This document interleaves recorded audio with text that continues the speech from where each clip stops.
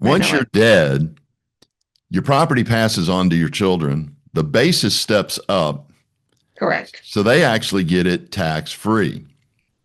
Correct. And if they sell it right away, they won't pay any tax. The only time they would pay tax is if they held it. If Dan was here, Dan McCabe, he'd say, defer, defer, defer, and die. Yeah, That's, yeah. defer and defer.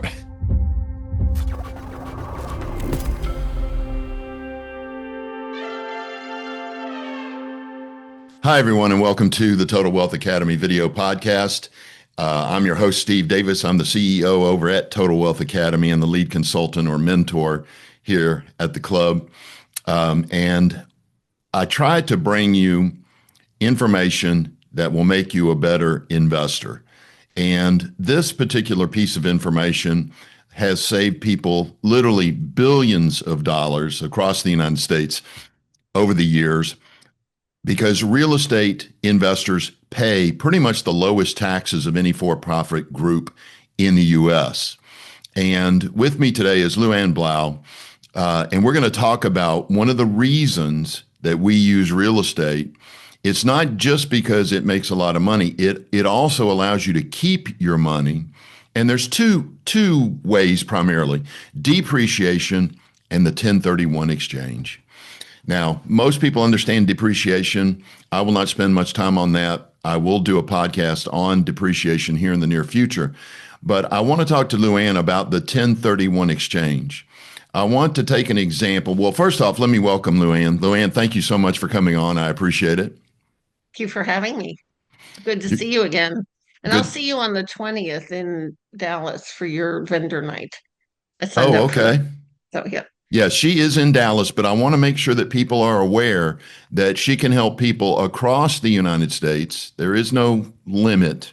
She can help people anywhere, anytime, do a 1031 exchange. Now, I want to give a simple definition of it, and then I'll let Luann give a more complex definition of it. But let's say that you buy a 28 unit apartment complex, a 30 unit apartment complex, and you rehab it, get it leased up, get it stabilized, and over a 2 or 3 year period, you have got this thing up to 90%. Maybe you bought it at 60% occupancy. Now you've got it at 90+% occupancy. You've completely rehabbed the exterior, and the value of the property has increased by $2 million. $2 million. So you sell that thing and you make $2 million at the end of the third year or fourth year or whenever. Do you owe taxes on that $2 million? The answer is yes. Do you have to pay those taxes? The answer is no. You can defer those taxes using a 1031 exchange. Simply put, you just take that $2 million and go buy a bigger piece of real estate. And it does have to cost more than the piece of real estate that you sold, but I think only $1 more. And you can keep that $2 million working for you and your family. Now, I use the word deferred. Yes, it's not tax free, it's tax deferred. But here's the wonderful thing: if you do this correctly, you can actually defer those taxes till after you're dead and And hug your then they kids. go away forever. And then they go away forever when it automatically pretty much goes to your kids. So Luann, if you would explain what you do and how you help people achieve the 1031 exchange. What are the requirements of the 1031 exchange? What's all the information somebody needs to know? Well, that's a lot. Yes. Um, 1031 exchange has been around since the 1920s. The IRS put it in place to get more money in the real estate market. So Steve is right. When you sell a property that you've got gain on, we need to figure out what the cost basis is in the property to really find out what your tax rate could be.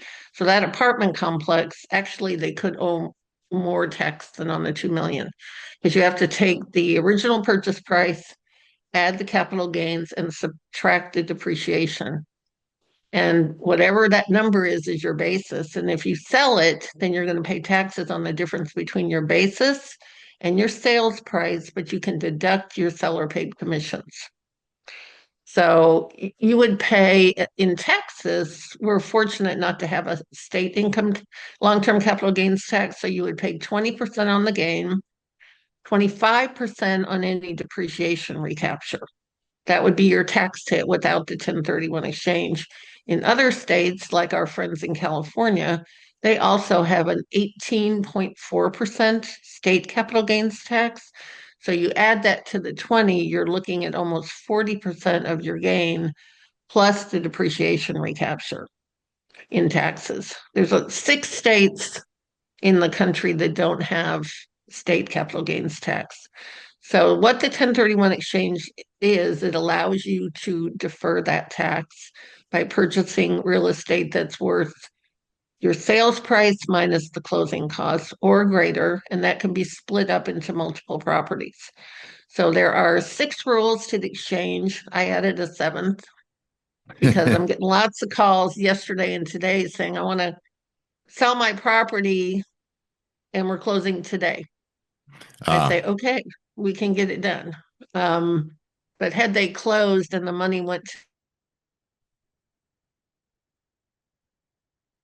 so the 6 rules are you have to have bought a property for business, trade, or investment. You have to hold it for at least a year and a day, or prove that your intent when you bought it was for long-term capital gains. So sometimes you'll buy that apartment complex, you'll own it for 6 months, somebody will come in and make you an offer that you just can't refuse.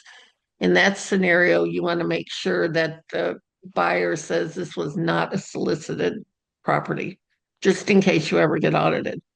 gotcha. So business, trade, or investment, and it's actually the United States plus Guam and the U.S. Virgin Islands. There was a senator in New York named Charlie Rangel. Does that name ring a bell? Yes. Back in the 70s, and he owned a boatload of property in the U.S. Virgin Islands. So basically, he wrangled to add that. No Puerto Rico, which makes people sad, but not yet anyway. So that's excuse me. That's number one rule. What we do as a qualified intermediary, and you have to hire an independent third party to facilitate the exchange, and that's our role. So I spend a lot of time on the phone consulting with people, talking to people. We set it up through a title company so that the money, and we set up a 1031 exchange bank account for people. So when you close, the settlement statement is documented that you are doing an exchange, that the money is going to your 1031 exchange. So you don't, I mean, you can pull some of it out if you want. It's called boot, but you're going to pay tax on whatever you pull out. So investment, you have to set it up before closing. That's my added rule. Number two, you have to have held it for business, trade, or investment for a year or so. Number three is once you close, the date on the settlement statement starts your 45 days to identify what you want to buy. So it's 45 calendar days from the date on the settlement statement. And you can identify up to 3 properties with unlimited value. So if you sold a property for a half a million, you could identify 3 $2 million properties and put that money down towards those properties. If you go over 3, there's something called the 200% rule that kicks in. And what they do if you identify more than 3, we have to add up the value. Say you identified 5 on that 500,000 property. The total value of all the properties you identify could not cannot be greater than 2 times the sales price. So that's Mm, $1 million. So anybody out there thinking about this will have to go over it again because it's probably the most confusing rule in the exchange. Um, so there's that. And then there's the 180-day rule. So you have to close on one or more of the properties within 180 calendar days from the date on the settlement statement. So the 45 and the 180 run concurrently. okay. And then you have to, well, you don't have to, but to totally defer the tax, you have to buy something equal or greater than the sales price, minus your realtor commissions, title fees, whatever comes out of the proceeds.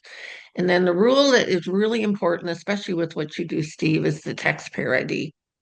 So whatever taxpayer ID shows on the sale has to be the taxpayer ID that shows on the purchase. Understood. Yeah. So those are the 7 rules. It's just starting. Well, there's a lot of talk, especially over the last couple of years, about them doing away with the 1031 exchange. That is just not going to happen. No, there's Our too many legislators people. all own massive amounts of real estate. They're using that 1031 exchange probably on a yearly basis. They're not going to let that disappear. They are not. Every time we have a change in administration, it comes up. But there's way too many people in the government that have made so much money. And there's a group of 1031 exchange accommodators that are in Washington. It's a focus group to keep an eye on that kind of stuff. But gosh, it's been in existence over 100 years. Yeah, So and it really does help the country grow. it does. It It, gives jobs to all kinds of people, maintenance people, rehab people, contractors. It gives people a place to live too. People who can't afford a house, well, they can afford to rent. So yeah. yeah, it's important. I've Well, been let's doing talk it 12 about years now. the tax deferred till after you're dead. But once you're, it's so much fun to talk about this. I Once know you're it. dead, your property passes on to your children. The basis steps up, Correct. so they actually get it tax free. Correct. And if they sell it right away, they won't pay any tax. The only time they would pay tax is if they held it, say, for 5 years and it went up in value. Went up Then in they would value even pay, more. yeah, they'd pay tax on the difference between the value when they inherited it and the value when they sold it. But the tax that mom or dad would have paid, it's gone forever. That's the beauty of the stepped up basis. If Dan was here, Dan McCabe, he'd say, defer, defer, defer, and die. Yeah, That's, yeah, defer and defer. It's kind of like the discussion right now about get more debt, get more debt, get more debt, and die. Same thing with exactly. deferring your taxes. Defer them, defer them, defer them, defer them, then die, and it's all I think I gone. like that better than getting more debt, don't you? Well, if it's income producing debt, I actually like it. I I bet you do. I don't want any consumer debt, No, cars, no. personal residences, credit cards, things like that. But buying an apartment complex, going into debt on that, yeah, I got no problem with that. Right, exactly. Exactly. So tell us a little bit about your company. How can people get in touch with you? Okay. And then we'll talk about reverse exchanges too, Okay. if you want to. So I am in Dallas. I work for Exchange Resource Group. They are in Denver. I work for 5 real estate attorneys. I think 5. I think they're all attorneys.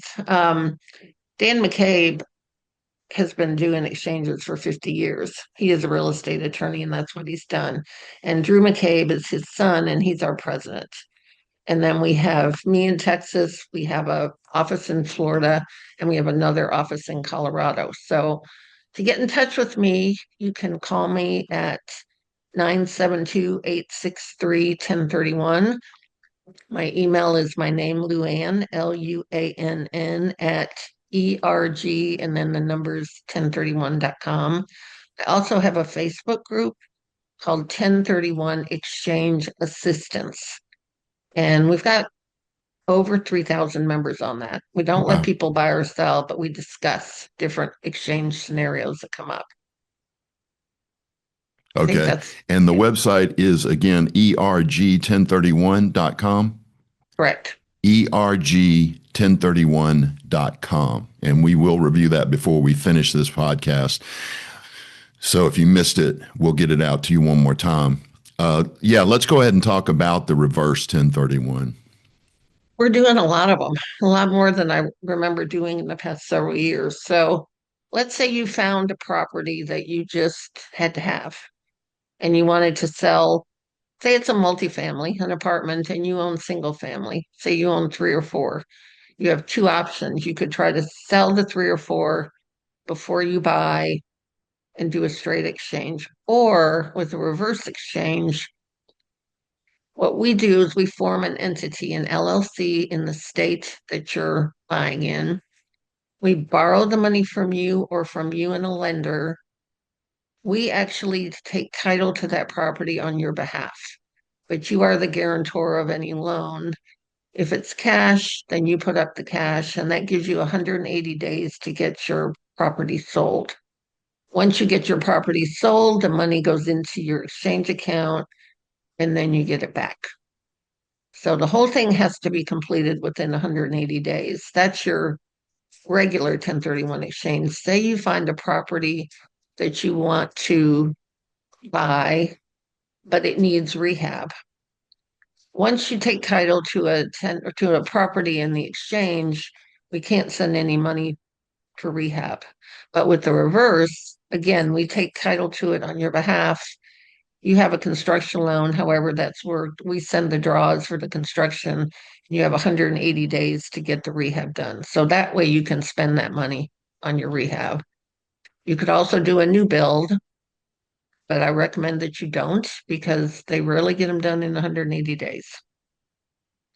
And that is a problem. If we bought land on your behalf and you wanted to build, you don't have government permits, you don't have the roads, you've got to put all that kind of stuff in. That can be a little bit tricky. Yeah, that's high risk to get something like that done in 180 days. Yeah, it is. So that's the reverse. That's a very simplified explanation of a reverse. We have a whole PDF brochure that I'll send you, Steve, too, on reverses and on the straight exchanges. Now, is there a way for them to register for a newsletter or anything at erg1031.com? Send me an email and I'll put you into our. Do you get it? I think you get it, don't you? I get it Yeah, we'll now put that you I into think our about it. system. We'll put you into our system, and then that automatically, we do a monthly newsletter on some topic about the 1031 exchange and schedule of classes and whatever is coming up that we do. If you're in Texas and you're a realtor, I teach a 1 hour CE class. I can do it in person if you're in Dallas. I can do it Zoom, and you can get CE credit for it. Oh, that's awesome. Yeah. Okay. So again, to reach out to Luann, it's LUANN, Hmm. correct? At Correct. ERG1031.com and just ask about the newsletter. And you can, of course, ask her any questions because I know I'm keeping this particular podcast brief because I want you to reach out. It is, while our examples are simple, every 1031 is different. Every person is different. Every scenario is different. And you need somebody on your team like Luann to do these things effectively.